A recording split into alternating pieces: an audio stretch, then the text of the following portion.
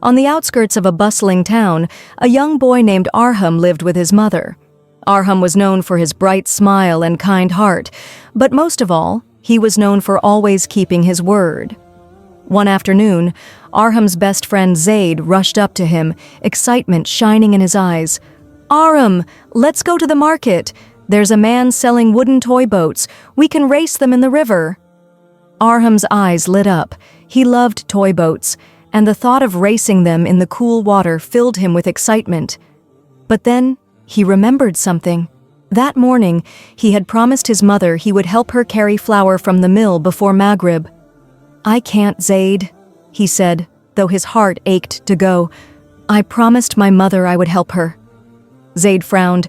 "But we'll only be gone for a little while. Your mother won't mind if you're late just this once." Arham shook his head. "A promise is a promise." Zayd sighed and ran off to the market, leaving Arham behind. He watched his friend disappear into the busy streets and felt a pang of regret, but deep inside, he knew he was doing the right thing.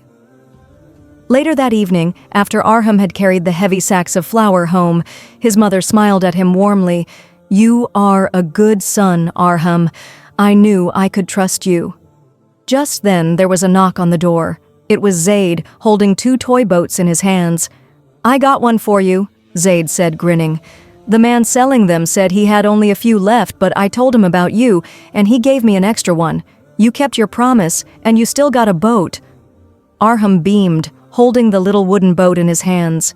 He realized that doing the right thing was always worth it.